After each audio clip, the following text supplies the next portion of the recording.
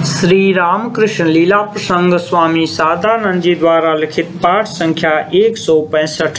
गुरु भाव का प्रथम विकास। विवाह के उपरांत श्री रामकृष्ण देव की स्थिति को देखकर मथुर बाबू का क्रमशः उनकी ओर आकृष्ट होना, अन्यान्य लोगों का श्री रामकृष्ण देव के संबंध में अभिमत। श्री रामकृष्ण देव का उस समय विवाह हो चुका था, वे पूर्ण युवक थे। विवाह के पश्चात दक्षिणेश्वर वापस आकर उन्होंने श्री काली माता का पूजन करना प्रारंभ ही किया था, किंतु इस कार्य में संलग्न होते ही ईश्वर प्रेम में पुनः उनकी पागल जैसी स्थिति उत्पन्न हुई। ईश्वर प्राप्ति नहीं हुई, यह सोचकर कभी कभी वे धरती में मुंह रगड़ते हुए इस तरह रोया करते थे कि उनके चारों ओर लोग एकत्रित हो जाते थे। उस दृश्य को देखकर दुखित हो आपस में वे कहने लगते, ओह, इसे अवश्य ही कोई उत्कट रोग हो गया है। शूल रोग के दर्द से लोग इस प्रकार छटपटाया करते हैं। कभी पूजन करते समय सारे फूलों को अपने मस्तक पर रखकर वे निश्चेष्ट हो जाते थे। कभी कभी वे साधकों के रचित पदों को उन्मत्त होकर बहुत देर तक गाया करते थे। अन्यथा जिस समय वे यथासंभव साधारण स्थिति में रहा करते थे, उस समय जिसके साथ जैसा व्यवहार करना उचित है अथवा जिसे जिस तरह सम्मान प्रदान करने की रीति है, पहले की भांति ठीक वैसा ही किया करते थे। किंतु जगन्माता के ध्यान में जब उन्हें उस प्रकार का भावावेश होता था, एवं यह नहीं कि वह भावावेश दिन में 2-1 बार थोड़ी देर के लिए ही होता हो, उस समय श्री रामकृष्ण देव को कुछ भी ध्यान नहीं रहता था। तब किसी की कोई बात न तो वे सुनते ही थे और न उत्तर ही देते थे। किंतु उस स्थिति में भी बहुधा लोगों को उनके देव चरित्र के माधुर्य का परिचय प्राप्त होता रहता था।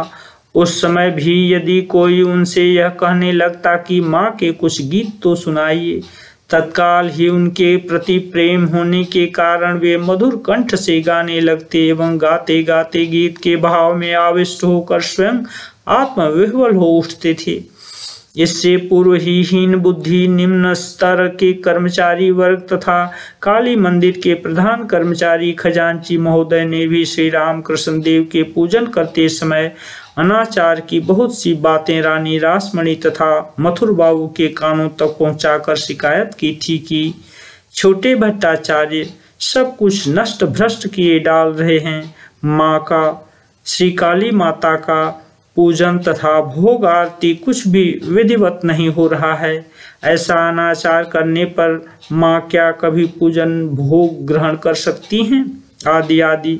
किंतु ऐसा कहने पर भी उन्हें कोई सफलता प्राप्त नहीं हो सकी थी, क्योंकि कभी कभी मथुर बाबू स्वयं बिना किसी को कोई समाचार दिए ही अकस्मात मंदिर में पहुंच जाते थे और छिपकर श्री रामकृष्ण देव का पूजन देखते थे। भक्ति विह्वल हो उनके बालक जैसे आचरण, श्री जगदम्बा के प्रति प्रेम पूर्ण हठ तथा अश्रुपात करते हुए उनकी प्रार्थना आदि को उन्होंने स्वयं देखा।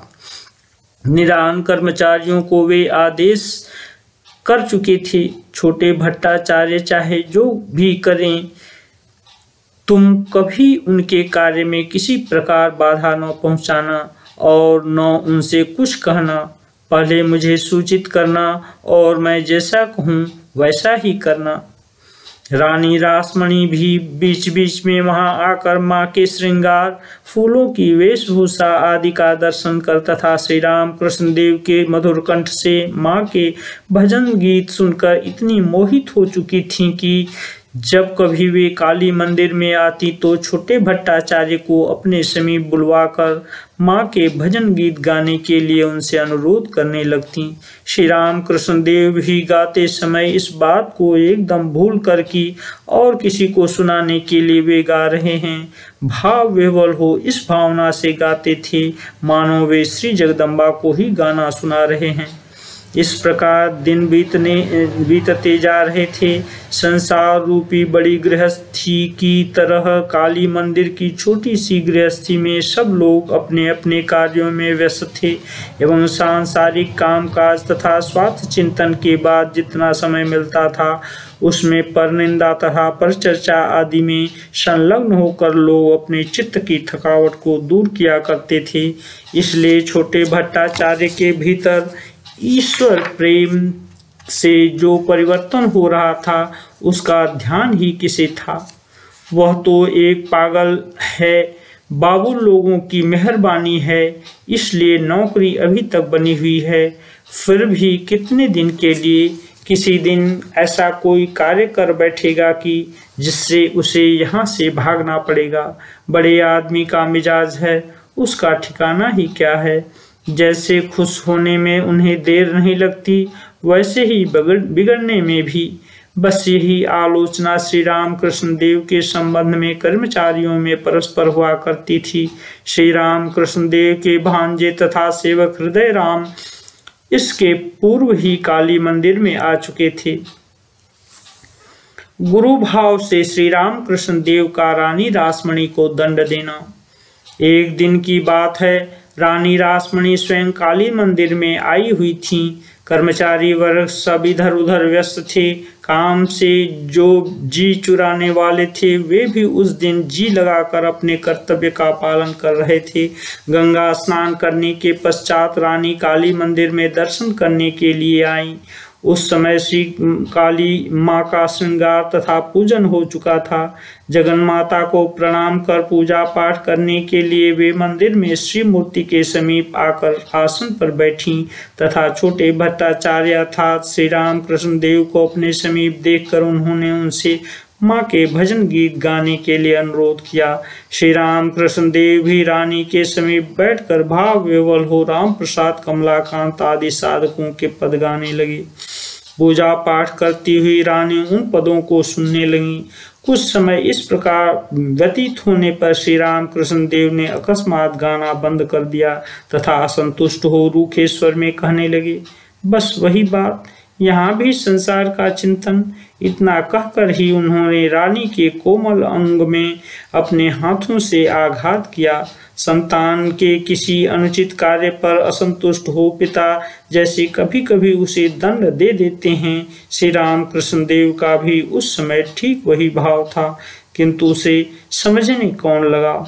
उसका परिणाम रानी की सेविकाएं तथा मंदिर के कर्मचारी वर्ग चिल्ला उठे। द्वारपाल घबराकर श्री राम कृष्ण देव को पकड़ने के लिए दौड़ा। बाहर के कर्मचारी लोग भी मंदिर में इतना शोरगुल क्यों हो रहा है यह सोचकर कौतूहलवश उधर ही दौड़ पड़े, किंतु जो उसके प्रधान कारण थे श्री राम कृष्ण देव तथा रानी रासमणी, वे दोनों ही उस समय निश्चल तथा शांत थे। कर्मचारियों की भर्त्सना तथा भाग दौड़ की ओर ध्यान न देकर एकदम उदासीन हो श्री राम कृष्ण देव अपने अंदर स्वयं लीन हो चुके थे। उनके मुखमंडल पर मृदु हास्य की रेखा झलक रही थी।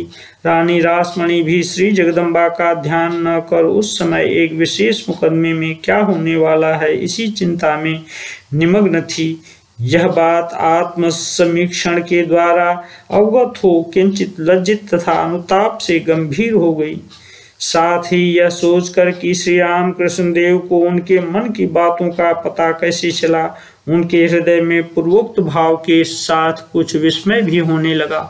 कर्मचारियों के शोरगुल से जब रानी को चेत हुआ तब यह विचार कर कि इस घटना से श्री राम कृष्ण देव के प्रति हीन लोगों द्वारा विशेष अत्याचार होने की संभावना है, उन्होंने अत्यंत गंभीरतापूर्वक सबको यह आदेश दिया, भट्टाचार्य महोदय का कोई दोष नहीं है, तुम कोई उनसे कुछ न कहना। तदनंतर मथुर बाबू ने भी जब रानी रासमणी के से आद्योपांत इस घटना को सुना तो कर्मचारियों के प्रति उसी आदेश को कायम रखा। इससे कुछ लोगों को बड़ा दुख हुआ, किंतु दूसरा उपाय ही क्या था। बड़े लोगों की बड़ी बातों से हमें क्या मतलब है, यह सोचकर वे चुप रहे।